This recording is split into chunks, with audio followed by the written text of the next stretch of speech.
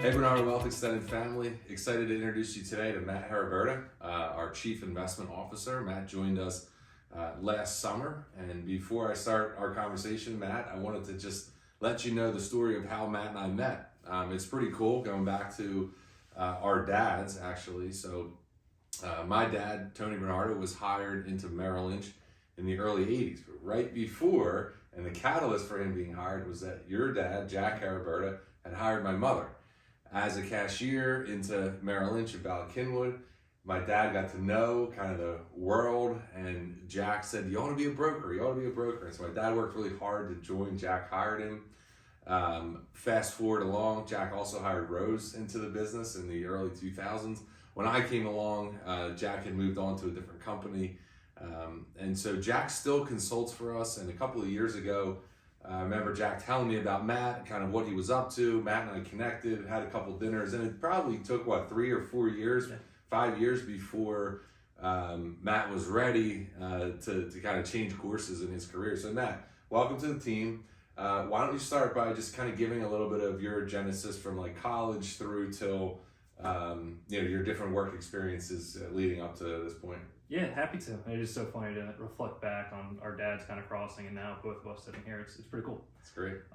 So I went to College of the Holy Cross in Worcester, Massachusetts. I was a double major in math and economics.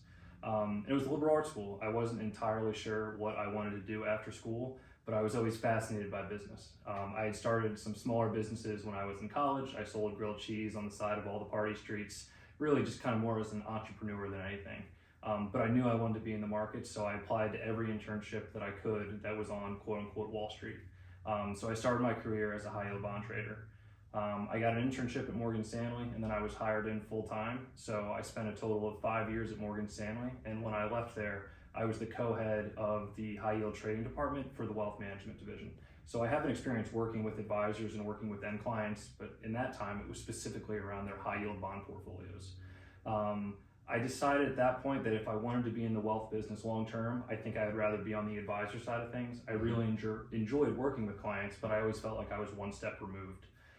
So from Morgan Stanley, I moved to a hedge fund in Philadelphia called Radcliffe Capital, where I was the head trader. And I would say that I learned a real appreciation for credit underwriting and downside protection while I was there. So I was there for 4 years. The last 2 years, I was actually kind of a co-portfolio manager for one of the most successful strategies that we had, which was the SPAC portfolio, where we were buying individual SPACs on a 2-year basis. And we had a fund set up that at the time that I left, it was right around a $600 million fund with leverage. It came out to be about a $2 billion fund. Wow. And on the fixed income side, when you were kind of running the hedge fund on the fixed income side, about how large was that fund? Yeah, so there were 3 separate funds. The largest one was about 1 to 1.1, and the smallest one was about 300 million. Okay. At the time that I left, it was a $4 billion firm now. Excellent, great. Yeah. And then from there, tell us about Fortress and the next chapter in your professional career. Yeah, so from there, I would say right place, right time. When I was at Radcliffe, I helped start that SPAC fund, and even though we had only been running it for a few years, we were one of the most seasoned players in the space.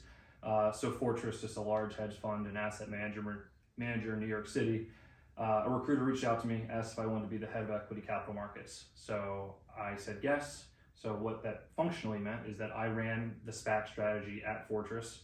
I also ran all of our equity capital markets. So if there was anything going on within the stock market, whether it be trading or research, that was my responsibility to make sure that I was on top of everything. Relatively large firm, so I really saw a lot of different sectors and businesses and learned a ton during my time there. The other side of that is I was giving loans to small and middle market companies. That's kind of the bread and butter of what Fortress does. So I really kind of learned the business from credit underwriting, from working with lawyers for credit agreements, working at covenants, and even workout type situations. So I really enjoyed my time there, but it felt like it was a time for me to make a switch. I missed interacting with people and really feeling like I was making a difference financially in their lives. So that's when I know you and I talked for 3 or 4 years.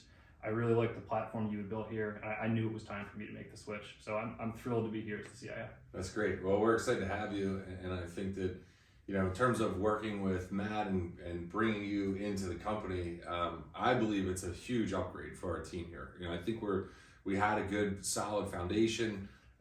We really have built our investment platform to think differently, right? Core asset classes with alternatives.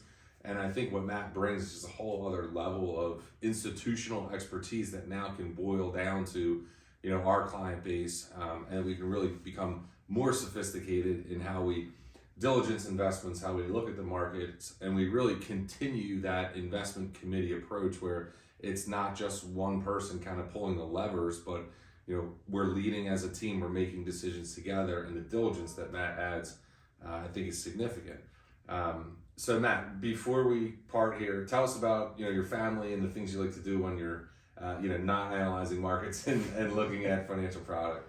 Yeah, absolutely. So some people kind of laugh about this story, but my wife actually, we were neighbors growing up. So our parents, I was 128 Camelot, she was 127. We lived right across the street. So I married the girl next door. Makes like holidays and kind of visiting family really simple. And that's like one of my favorite things is that our families both love this area. I know that I want to be here long term. So my wife and I have 2 dogs currently. We like taking them on hikes or different trails. And then I'm definitely an avid golfer. I only like playing when it's a little warm, so you won't catch me when it's cold outside, but I do enjoy playing golf.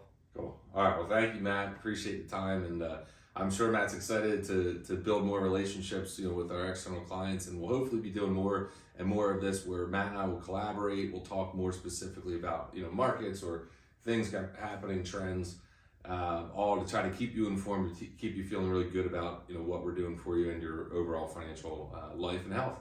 So thanks, and we'll see you next time.